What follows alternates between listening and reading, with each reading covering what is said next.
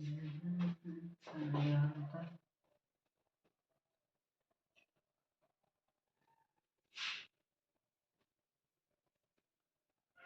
Hind all of you. स्वागत है आप सभी का। मैं गौरव यादव।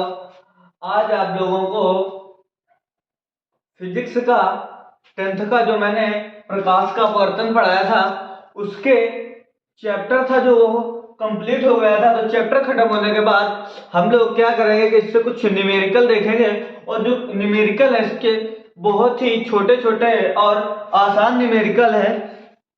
तो यहाँ से हम लोग क्या करेंगे कि जो प्रकाश का अपवर्तन पढ़ा था उसके कुछ न्यूमेरिकल हैं जो बहुत ही आसान भाषा में दिए हुए हैं। बुक में आप लोगों को दिया है वायु के सापेक्ष जल तथा कांच के अपवर्तनांक क्रमशः 4/3 तथा 3/2 है।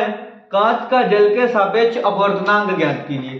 तो सबसे पहले हम लोग क्या करेंगे कि जो दे रखा है कि हमारे क्वेश्चंस के अकॉर्डिंग जो दे रखा है सबसे पहले हम उसे लिखेंगे। तो क्वेश्चन में दे रखा है कि वायु के सापेक्ष जल तथा कांच का अपवर्तनांक, यानी कि वायु के सापेक्ष जल का अपवर्तनांक और वायु के सापेक्ष कांच का अपवर्तनांक, ये दो चीजें दे रखी हैं। तो आपका न्यूमेरिकल है,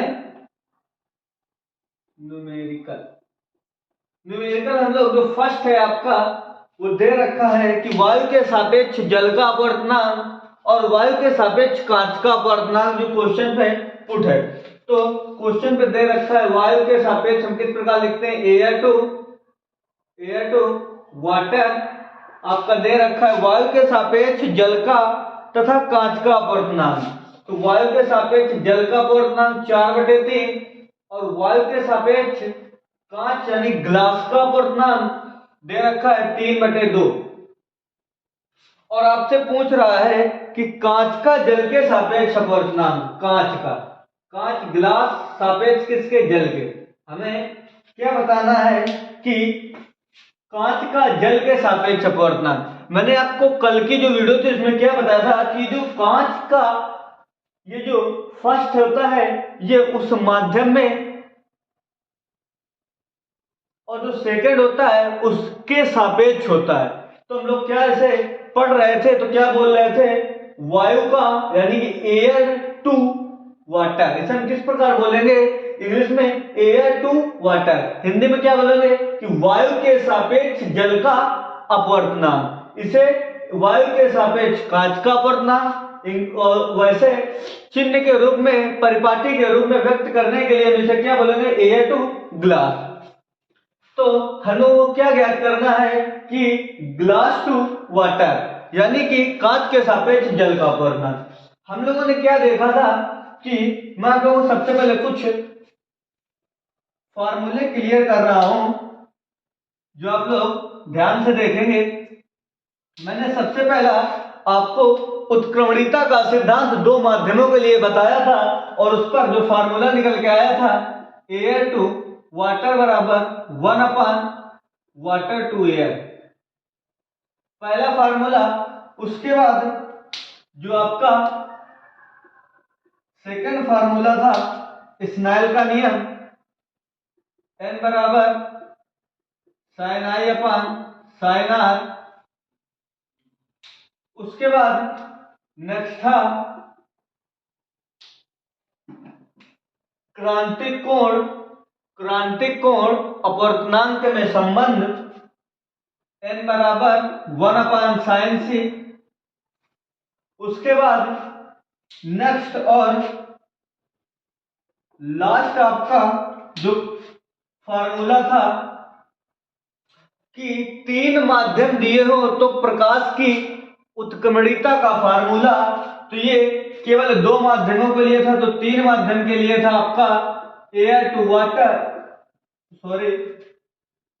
water to glass into glass to air is equal to 1। तो आप लोग सबसे पहले इस चैप्टर के क्वेश्चनों को हल करने के लिए जो मुख्य आपके फॉर्मूले हैं इन फॉर्मूलों को आप लोग लर्न करें। फार्मूला। इन फार्मूलों को आप लोग लर्न करें और इन 4 फार्मूले के अकॉर्डिंग आपके एग्जाम में क्वेश्चंस हिट होंगे। इसके बाहर से आप लोगों के एग्जाम में कोई भी क्वेश्चंस नहीं आएगा।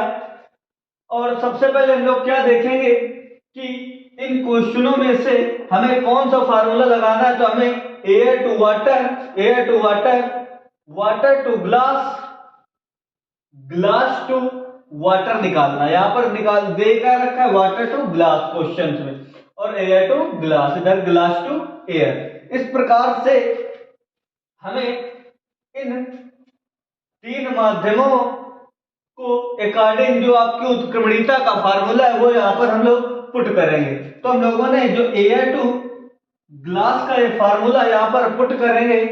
तो सबसे पहले फार्मूला रखेंगे हम लोग। फार्मूला क्या है कि air to water into water to glass into glass to air is equal to 1। हमें निकालना क्या है वो हम लोग इस प्रकार रख लेंगे। तो हमें इस वाटर टू ग्लास को इस तरफ उठा के रख देंगे और इसे हम सेम रख लेंगे। तो यहां से आगे आप लोग क्या लिखेंगे, सबसे पहले इस फार्मूले को इन क्वेश्चनों के जो मान दिए उस फॉर्मेट में चेंज करेंगे। तो हम लोग क्या लिखेंगे, एयर टू वाटर, इसे हम नहीं बदलेंगे क्योंकि इसका फॉर्मेट सही है, इनटू हम लोग इस ग्लास टू एयर को, एयर टू इस ग्लास टू एयर को 1 अपान एयर टू ग्लास लिख देंगे और इसे हम इस प्रकार नीचे रख देंगे। इधर इनटू में है, इधर हम लोग पक्षांतरित करेंगे तो बटे में आ जाएगा, तो आ जाएगा आपका वाटर टू ग्लास। सबसे बड़ी बात आप लोग सोच रहे होंगे कि इस एयर टू ग्लास को 1 अपान इस ग्लास टू एयर को मैंने 1 अपान एयर टू ग्लास क्यों लिख दिया। आप लोगों को सबसे पहला फार्मूला मैंने बताया था कि यदि 2 माध्यम, अभी हम इनको 2 माध्यम यहां पर मानेंगे, यदि 2 माध्यम के लिए जो प्रकाश की उत्क्रमणीयता होती है वो दोनों माध्यमों के गुणनफल के 1 के बराबर होती है। तो इसे हम लोग यहाँ पे air to glass, sorry air to water into water to glass, water to air करेंगे तो यहाँ पर 1 आ जाएगा। उसी प्रकार हम लोगों ने ग्लास टू एयर को 1 अपान एयर टू ग्लास, यानी कि उल्टा जो माध्यम है वो बटे में आने पर एक दूसरे से चेंज हो जाते हैं। यानी कि यदि कोई भी माध्यम को एयर टू वाटर है, यदि हम इसे 1 अपान में लिखेंगे तो इसे यहां पर और इसे यहां पर चेंज कर देंगे। तो यहां पर भी हम लोगों ने यही किया कि इस ग्लास टू एयर को यहां पर और एयर टू ग्लास को यहां पर चेंज कर दिया अकॉर्डिंग टू उत्क्रमणीयता के सिद्धांत से। उत्क्रमणीयता के सिद्धांत से हम लोगों ने इसको देख लिया। अब क्या करेंगे आगे, एयर टू वाटर इंटू 1 अपान, या हम लोग क्या कर लें कि इनको साथ रख सकते हैं इस प्रकार कि एयर टू वाटर अपान एयर टू ग्लास, इन दोनों को हम लोगों ने साथ में रख लिया। अब हमें निकालना क्या है, ग्लास टू वाटर, और 1 अपान वाटर टू ग्लास सेम उसी प्रकार इसको यहां पर इसको यहां पर चेंज कर देंगे तो ये 1 के बटे में हटकर ऊपर चला जाएगा, तो यहां पर आ जाएगा आपका ग्लास टू वाटर। अब आप लोग जान रहे हैं, मैंने इन क्वेश्चनों को आप लोगों को अच्छे से इनके जो डेरिवेशन पार्ट था उत्क्रमणीयता का सिद्धांत अच्छे से समझाया था, उसके बावजूद मैंने आप लोगों को यहाँ पर बता दिया कि इनको हम किस प्रकार चेंज कर सकते हैं।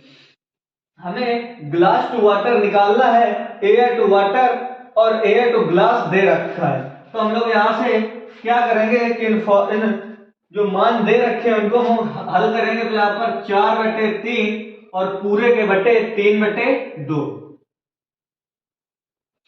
बराबर ग्लास टू वाटर। अब आप लोग क्या करें कि मैं इसको यहां पर साइड पे हल करूंगा आगे, 4/3, और आप लोग जानते हैं कि जो बटे में संख्या आती है यदि हम उसको उलट दें तो संख्या गुणे में आ जाती है। तो यहां पर आप क्या आ जाएगा 2/3 बराबर ग्लास टू वाटर, ये ऊपर गुणा होकर आ जाएगा, इधर हम लिखेंगे ग्लास टू वाटर बराबर 4 दूनी 8 3 तिरका 9। तो आपका जो ग्लास टू वाटर आएगा निकल के, जो क्वेश्चन पर दे रखा था कि हमें ग्लास टू वाटर, वो आपका 8/9 आएगा, यानी कि 8/9 आएगा। तो आप लोग क्या करेंगे कि इस प्रकार जो क्वेश्चन बनाने का फॉर्मेशन है, ये आप लोगों को मैंने बताया कि यदि 3 माध्यम दिए हो और उत्क्रमणिता का सिद्धांत लग रहा हो, ज्यादातर क्वेश्चंस आपको इस और इस टाइप के ही मिलेंगे। इसका क्वेश्चन बहुत रेयर केस में आता है, क्योंकि ये जो 3 अप्लाई का उत्क्रमणिता का सिद्धांत है 3 माध्यमों के लिए, वो यहाँ पर आपका अप्लाई हो जाता है। तो डायरेक्ट इसका क्वेश्चन आएगा भी, तो आपकी OMR भरने के लिए, यानी कि बहुविकल्पी प्रश्नों के लिए पूछा जाएगा। तो हम लोगों ने क्या देखा कि ये जो क्वेश्चंस है, इसके रिकॉर्डिंग जो आपको दे रहा है उसको हम लोगों को नोट कर लेना है। उसके बाद जो पूछ रहा है उस फॉर्मेट में हमें क्वेश्चन को बना लेना है और उस प्रकार हल कर लेंगे। इसके बाद आप लोग क्या करेंगे कि इसी टाइप के कुछ क्वेश्चंस हैं आपकी बुक में दे रखे हैं, आप लोग उनको करिए। यदि आप लोगों को उन क्वेश्चनों पे कोई डाउट्स है तो उनको पूछिए। और सबसे खास बात कि यदि आप लोगों को क्वेश्चंस के रिगार्डिंग अगर अच्छे क्वेश्चंस को भी प्राप्त करना है तो हमारी टेलीग्राम चैनल को ज्वाइन करें, जो आपको कमेंट यानी कि जो आपके डिस्क्रिप्शन में उसकी लिंक होगी, उसको ज्वाइन करें। और सबसे बड़ी बात कि आप लोगों को जो PDF है वो प्रोवाइड कराई जाएगी इसी टेलीग्राम चैनल पर इंडिपेंडेंट क्लासेस के, और हमारी वेबसाइट पे भी PDF आपको कुछ दिनों पर मिलेगी। क्योंकि अभी जो 1-2 दिन आपकी क्लास नहीं हो रही थी, उसका रीजन ये था कि हम लोग आपके लिए PDF तैयार कर रहे थे। PDF क्यों तैयार कर रहे थे? क्योंकि आप लोगों को जो OMR शीट भरवानी है उस पर फिक्स नंबर होते हैं, जो 1 लीनियर क्वेश्चन होते हैं, उसके अकॉर्डिंग हम लोगों ने कंटेंट तैयार किया है। आप लोग उसको भी जल्दी वेबसाइट पे अपलोड करा देंगे। और आप लोगों को इसके रिकॉर्डिंग अगर क्वेश्चन चाहिए प्रकाश के अपवर्तन परावर्तन के, तो आप लोग कमेंट में बताइए। मैं आप लोगों को टेलीग्राम चैनल है जो हमारा इंडिपेंडेंट क्लासेस पर, उस पर आप लोगों को अपलोड करवा दूंगा। उसके बाद हम लोग एक सेकंड क्वेश्चन देखते हैं जो बहुत ही अच्छा क्वेश्चन है। एक चित्र दे रखा है, चित्र आपका दे रखा है कि संलग्न चित्र में अपवर्तन कोण तथा माध्यम B का माध्यम A के सापेक्ष अपवर्तनांक ज्ञात कीजिए। माध्यम B का माध्यम A के सापेक्ष अपवर्तनांक ज्ञात कीजिए। कौन सा माध्यम सघन है तथा क्यों? ये क्वेश्चन है जो है आप लोगों का बहुत ही अच्छा क्वेश्चन है। और NCERT जो बुक है उनमें इस टाइप के बहुत से क्वेश्चंस दे रखे हैं। तथा क्यों, तो जो आपका चित्र दे रखा है फिगर, वो कुछ इस प्रकार है। और ये जो आपतन कोण है ये 45 डिग्री है, और इसका जो अपवर्तन कोण है वो 30 डिग्री है। आपका अपवर्तन कोण नहीं दे रखा, ये आपका अपवर्तित किरण और माध्यम के बीच का कोण दे रखा है। अपवर्तित किरण और माध्यम के बीच का कोण, और यहाँ पर परावर्तित किरण और माध्यम के बीच का कोण दे रखा है। सबसे इंपॉर्टेंट बात कि हमें जो निकालना होता है अपवर्तनांक या किसी भी माध्यम के लिए कोई एंगल बनता है तो वो एंगल अभिलंब के साथ देखा जाता है, ना कि इस माध्यम चेंज के अनुसार नहीं देखा जाता। जो भी आपका एंगल होता है वो अभिलंब के साथ बनता है। तो हम लोग यहाँ पर क्या देख रहे हैं कि ये जो एंगल है आप लोगों का, ये माध्यम जहां से माध्यम चेंज हो रहा है उस माध्यम की सरफेस यानी कि सतह पर बन रहा है, और माध्यम की सतह पर बना जो कोण होता है वो आपका आपतन कोण नहीं होता, क्योंकि आप लोग ये जानते हैं कि आपतित किरण और अभिलंब के बीच का कोण आपका आपतन कोण, और अपवर्तित किरण और अभिलंब के बीच का कोण आपका अपवर्तन कोण होता है। तो ना ही ये आपका अपवर्तन कोण है और ना ये आपका आपतन कोण है। ये आप लोग बात जान चुके हैं, क्योंकि ज्यादातर मैक्सिमम बच्चे क्या करते हैं कि ये जो इस प्रकार एंगल बना के दे देता है माध्यम के साथ परावर्तक पृष्ठ अपवर्तक पृष्ठ के साथ, तो बच्चे क्या करते हैं इसी को लेकर हल कर देते हैं और एग्जाम में ज्यादातर गलतियां निकाल जाती है। तो यहाँ पर हम लोग सबसे पहले क्या करेंगे कि आपतन कोण निकालेंगे। आप लोग जानते हैं कि जो परावर्तक पृष्ठ होती है यानी कि अपवर्तक जो पृष्ठ होती है, इस अपवर्तक पृष्ठ के साथ अभिलंब 90 डिग्री पर होता है। किस डिग्री पर होता है? 90 डिग्री। तो आप लोग जानते हैं कि जो पूरा कोण होगा वो 90 डिग्री होगा, और ये जो आपका ये कोण होगा इस 90 में ये कोण माइनस कर देंगे तो हमारा आपतन कोण निकल आएगा। तो सबसे पहले हम लोग क्या करेंगे आपतन कोण निकालने के लिए कि I बराबर 90 माइनस थीटा। ये फॉर्मूला आप लोगों को मैंने नहीं बताया था। इसका रीजन ये था कि ये फार्मूला आप लोगों को क्वेश्चंस में ही समझ में आता, और ये फार्मूला कहीं पर कुछ जगहों पर यूज होता है, ज्यादातर मैक्सिमम ये यूज में नहीं आता, लेकिन इसके रिकॉर्डिंग आप लोगों को आगे चल के बहुत ही अच्छे अच्छे क्वेश्चन फर्स्ट ईयर और इंटर में प्राप्त होंगे। तो ये कोण माध्यम के अपवर्तक पृष्ठ के साथ था, तो वो कोण आपका थीटा है जिसे हम थीटा 1, और जो आपका दूसरा निकालेंगे हम लोग R, उसे हम 90 माइनस, क्योंकि ये भी किरण के साथ जो कोण होता है, और 90 माइनस थीटा 2। तो ये दो फार्मूले हम लोग अप्लाई करेंगे, और उसके बाद जो हमका फार्मूले पे जो हमें क्वेश्चंस पे दे रखा है, क्या दे रखा है कि माध्यम B का A के सापेक्ष अपवर्तनांक, इसे हम लोग माध्यम A मानते हैं, मीडियम A, इसे हम मीडियम B मानते हैं।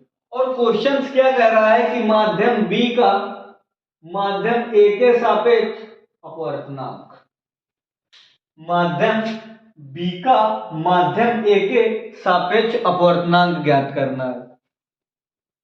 तो सबसे पहले हम लोग R और I के मान निकालेंगे, उसके बाद हम लोग अपवर्तनांक निकालेंगे। तो यहां से हम लोग क्या करेंगे कि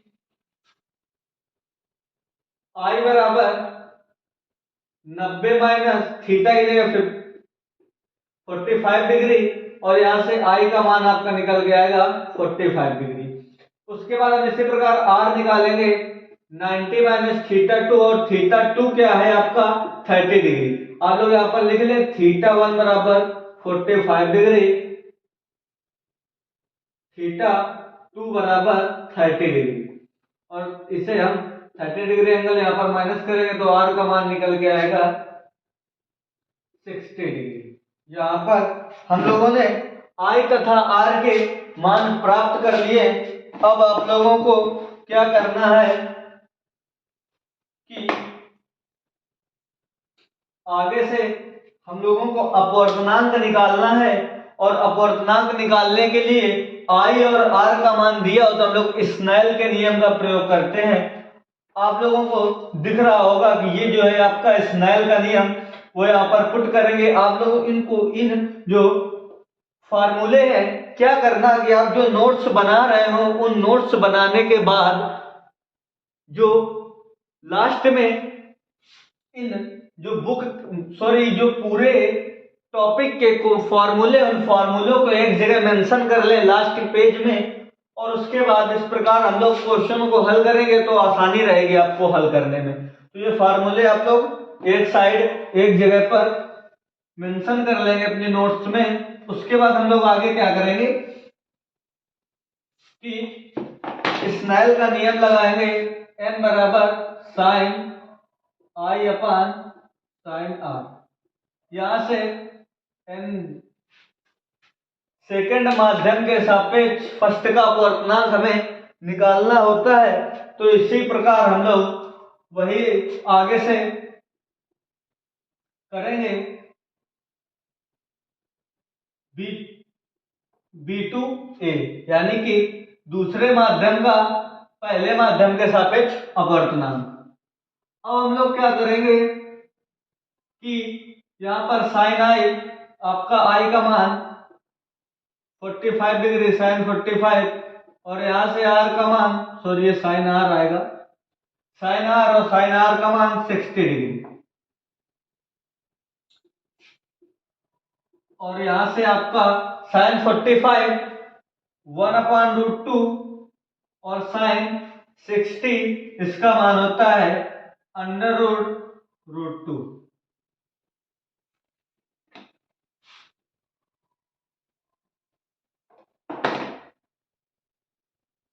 √3/2। ये रूट ऊपर रहता है, नीचे नहीं रहता। तो आप लोगों ने दोनों के मान रखे। अब यहां से आप लोग इसको हल करेंगे। 1/√2 इंटू ये ऊपर चला जाएगा, तो आपका यहां से आएगा क्या कि 2/√3 B2A। अब आप लोगों ने क्या देखा कि ये जो 2 है इसे हम दो बार इस प्रकार लिख सकते हैं, √2 इंटू √2। जब आप इसका इंटू कराएंगे तो आपका 2 आ जाएगा। एक √2 से एक √2 ये कैंसिल हो जाएगा, और आपका जो आंसर आएगा B2A √2/3। तो आप लोगों ने क्या देखा कि यदि किसी इस प्रकार आप लोगों को फिगर में मेंशन करके दे सकता है, लेकिन इस टाइप का जो क्वेश्चंस आपको देगा वो लघु उत्तरी प्रश्नों या दीर्घ उत्तरी प्रश्नों में, यानी कि कुछ मैक्सिमम नंबरों के क्वेश्चनों पर देगा, जिससे हमें अच्छे खासे नंबर प्राप्त कर सके। तो इस प्रकार के क्वेश्चंस को भी आप लोग सीखें, और क्या देखें कि सबसे पहले हमें क्वेश्चन पे पकड़ना क्या है कि इन क्वेश्चनों में सबसे पहले आपको यह पकड़ना है कि इनका हम लोगों को क्वेश्चन में दे क्या रखा है। अगर आप लोग ये पकड़ लिए क्वेश्चन में दे क्या रखा है और पूछ क्या रहा है, तो आप लोग आसानी से क्वेश्चन को इस टाइप से बना लेंगे। आप लोग इस क्वेश्चन का स्क्रीनशॉट लें और इस टाइप के हर एक क्वेश्चन आप लोग करें, और इनमें से कोई भी डाउट हो तो आप लोग कमेंट करें। और अगर उसके बाद भी आप लोगों को ये लग रहा है कि कमेंट्स में डाउट सॉल्व नहीं हो सकता, तो आप लोगों को लाइव डाउट की सुविधा दी गई है, तो आप लोग उस पर कांटेक्ट करके लाइव डाउट सॉल्व कर सकते हैं। यहां से हम लोग क्या करेंगे, कुछ और क्वेश्चंस हैं जो आप लोगों को दे रखा है। यदि वायु के सापेक्ष किसी द्रव का क्रांतिक कोण 45 डिग्री हो तो उस द्रव का अपवर्तनांक ज्ञात कीजिए। बहुत ही अच्छा क्वेश्चन है। यदि वायु के सापेक्ष द्रव का क्रांतिक कोण, वायु के सापेक्ष द्रव का यानी कि air to water, air to water हमें दे रखा है। वायु के सापेक्ष किसी द्रव का क्रांतिक कोण 45 डिग्री है। हमें वायु के सापेक्ष क्रांतिक कोण दे रखा है, यानी कि क्रांतिक कोण को हम C से व्यक्त करते हैं, तो C का मान 45 एंगल है। और हमें उस द्रव का अपवर्तनांक निकालना है वायु के सापेक्ष जल का अपवर्तनांक निकालना है, और वायु के सापेक्ष जल का क्रांतिक कोण दे रखा है 45 डिग्री, और हमें वायु के सापेक्ष जल का अपवर्तनांक निकालना है, या दे क्या रखा है, वायु के सापेक्ष द्रव का क्रांतिक कोण 45 डिग्री है, तो उस द्रव का अपवर्तनांक, यानी कि हमें द्रव का अपवर्तनांक निकालना है, यानी कि एयर का। तो हम इसे एक माध्यम के लिए हम इसे n ही लिखते हैं, तो हमें n का मान निकालना है। और आप लोग अभी फॉर्मूला देख रहे थे, क्रांतिक कोण और अपवर्तनांक में संबंध क्या था, n बराबर 1/sin c। यहां से जब आप लोग इसे हल करेंगे तो आपका आ जाएगा, n निकालना है हमें 1/sin c यानी कि sin 45, और यहां से n बराबर 1/√2, इसे यहां से आपका n का मान √2 निकल के आएगा। और जो आपका n यानी कि अपवर्तनांक है, ये आपकी dimension and unit less quantity है, यानी कि विमाहीन और मात्रकहीन राशि है। आपकी जो अपवर्तनांक है वो विमाहीन और मात्रकहीन राशि है। तो आप लोग इस प्रकार के जो आपके क्वेश्चन है, ये 3 टाइप पर बेस्ड क्वेश्चन है पूरे बुक पे, आप लोग इनको हल करिए। कोई भी दिक्कत या परेशानी आती है, मैंने आपको 2-3 बार बताया है वीडियो के बैक में कि कोई भी प्रॉब्लम आए तो आप लोग क्या करें कि कमेंट करें, उसका आपको रिप्लाई दिया जाएगा। और यदि आप लोगों को वीडियो अच्छी लगे तो वीडियो को लाइक करें, शेयर करें एंड चैनल को सब्सक्राइब करें। जय हिंद दोस्तों।